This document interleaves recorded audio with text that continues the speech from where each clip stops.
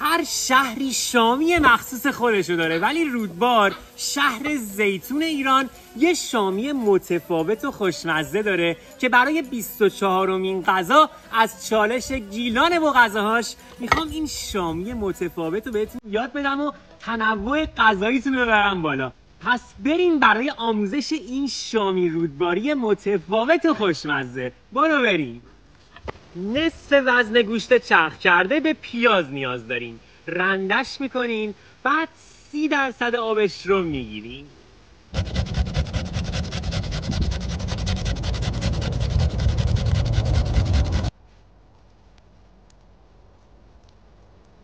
حالا باید به گوشت چرخ کرده پیاز رنده شده رو اضافه کنیم و بهش سبزی محلی پلنگ مشت بزنیم، نعنای خشک، نمک، فلفل، زردچوبه، گلپر رو حسابی ورزش بدیم تا به چسبندگی برسه و 1 ساعت بذاریمش یخچال.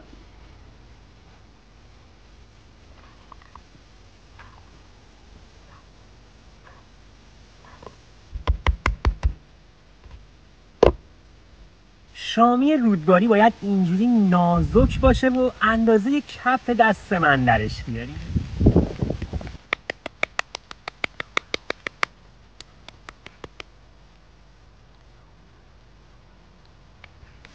حالا نکته اصلیش اینجاست که باید شامیا رو توی روغن زیتون و با 1 استکان آب خوب سرخ کنین. با این کار هم شامیاتون سرخ میشه، هم طعم روغن زیتون میگیره و هم با اون 1 استکان آب میپزه.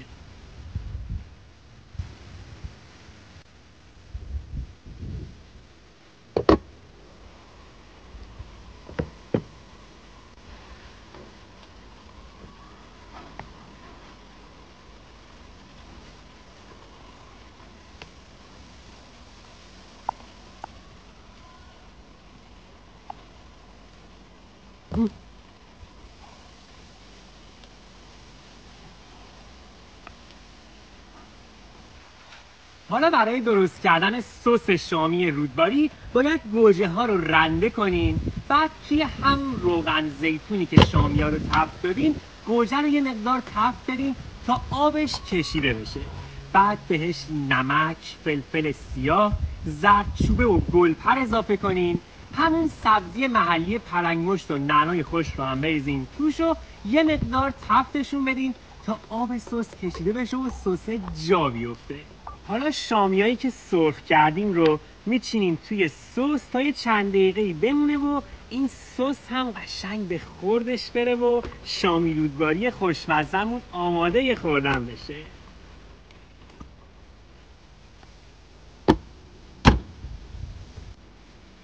به واقعا این شامی رودباری یکی از لذیذترین شامیاییه که من تو زندگیم خوردم. حتما درستش کنید و لذتش رو ببرید.